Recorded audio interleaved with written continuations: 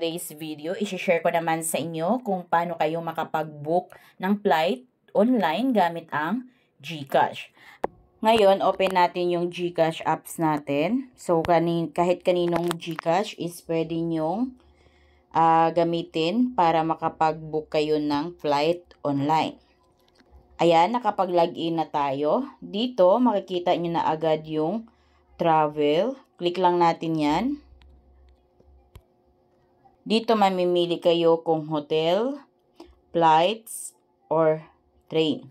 So, itong tutorial na ito is kung paano tayo makapag-book ng flight through online. So, yan yung pipiliin natin. Click lang natin yung flight. Then, dito mamimili kayo kung round trip ba or one way. Halimbawa, one way lang yung gusto nyo. Click natin yung one way. Ayan. Then, click natin tong from. So, saan kayo manggagaling?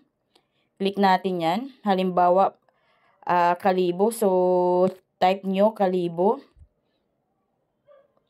Then, lalabas na agad yung Kalibo International Airport. Click natin yan.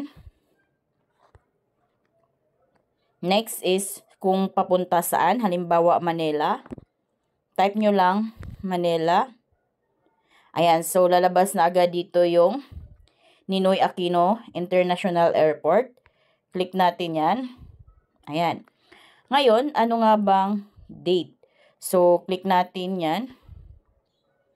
Dito lalabas na yung date. So, ito is 2025 ng August. Dito, yung i-book ko is August 8. So, yan yung click natin, August 8. Ayan. Ayan, nakalagay na is August 8. Next is all classes ba?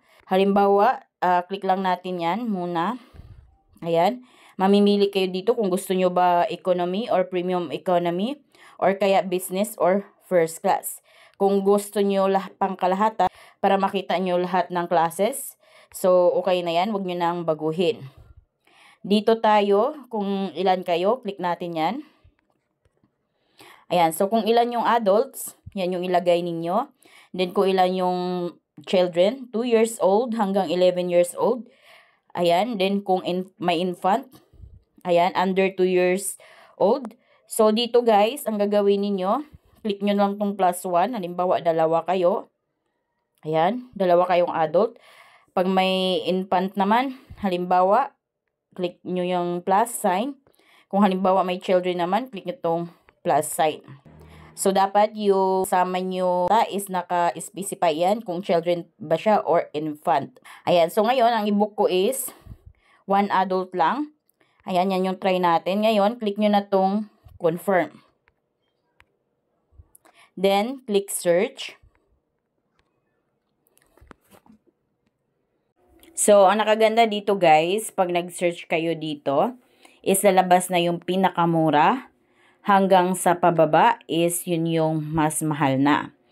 Ayan, pinakauna, yan yung pinakamura. Tapos, makikita nyo din dyan lahat ng mga airlines. Tulad na Philippine Air Asia, Cebu Pacific. So, makikita nyo na dyan lahat-lahat ng mga Philippine Airlines. So, mamimili na lang kayo dyan ng oras na gusto nyong flight. At kung gusto nyo yung pinakamura, so yan yung pinakauna na makikita ninyo. Yan yung pinakamura. Ayan, yan yung oras din na mapagpipilian ninyo kung anong gusto ninyo. So, makikita nyo dyan lahat-lahat ng mga Philippine Airlines. So, dito sa August 9, ang napili ko is itong 11 AM hanggang 12:20 PM, 12 noon. 4 na lang yung natira guys. Ito yung 1,851. So, kada minuto or oras is nagbabago yung price dito. Kaya kung may nakita kayong mas mura-mura, so grab nyo na. Click na natin yan. Ayan. Then dito na tayo. Select. Click natin tong add passengers. Dito lagay natin yung pangalan at saka yung middle name. Then, the shore name, apelyido ninyo. Next naman is the date of birth. Click natin yan to select. Unahin natin yung date, kung anong date, yung birthday ninyo. So, huwag kayong magkakamali dito sa details, guys. Next naman is your gender. So, kung kayo ay lalaki, piliin lang natin yung circle ng male. Ayan, next is your nationality. Click natin yan. Halimbawa, Philippines. Ayan. Next is your phone number. So, lagay nyo yung cellphone number ninyo. After nyan, double check nyo yung information na nailagay ninyo. Pag tama na, click nyo na tong save. Ayan, nailagay na natin yung passenger. Ayan. Next naman is the cellphone number for emergency contact information. So, lagay natin yung number. 09. Then, yung email, lagay natin. So, dito sa baba, guys, makikita nyo na may add check baggage. So, click nyo lang tong add now. Pag magdagdag kayo ng baggage. So, kung 15 kilos, 876. Pag 20 kilos, 1,006. Ayan. So, nakalagay na dyan bawat ilang kilos kung magkano yung additional na babayaran ninyo. Then, after nyan, click nyo na tong save. Double check nyo ulit yung details kung tama ba. Pag tama naman, click nyo na tong pay now sa pinakababa. Then, ayan, nag-cash in na tayo ng, sa GCash natin para makapag-proceed na tayo. Ngayon, click natin tong amount.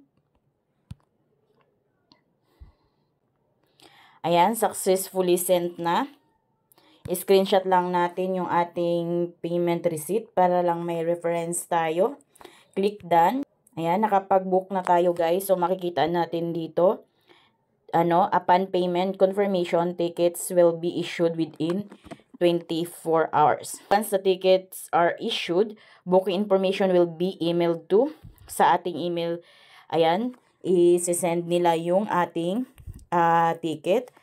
Ngayon, ang gagawin na lang natin is maghintay na i-email nila yung ating ticket within 24 hours. So, make it sure lang na yung email ninyo is tama para 100% na hindi kayo ma-delay at para walang conflict. Kung kaya, double check, triple check nyo yung inyong email na nilagay para matanggap nyo yung inyong ticket.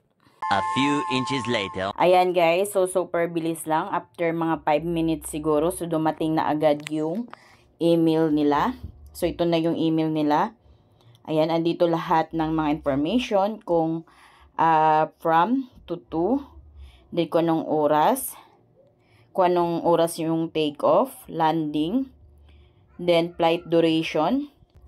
Dito naman sa baba, ito yung flight details, kumpletong flight details ninyo. Then, scroll nyo pa sa baba, makikita ninyo yung baggage allowance ninyo is 7 kilo per piece. Then, makikita nyo din dito yung kumpletong pangalan ninyo. Then, your ticket numbers. Dito sa baba, ito na yung ticket ninyo. So, click nyo lang tong download sign para ma-download nyo yung naka-PDF file na mismong ticket ninyo. Click natin yung download sign. Click re-download. Naka-re-download dahil na-download na ito. Ayan. So, open natin ngayon yung ticket natin na naka-PDF. Ayan. So, ito na yung ating ticket. Pwede natin tong ipa-print. Para may hawak kayo pagdating nyo sa airport is ito yung ipapakita ninyo. So, pwede din naman na itong mismong cellphone ninyo, ito yung ipapakita ninyo doon sa mismong airport. So, ganun lang kabilis, guys, kung paano kayo makapag-book ng flight online. So, kung kayo ay bago sa aking vlog, please consider to subscribe para updated kayo lagi sa mga videos ko. Thank you for watching!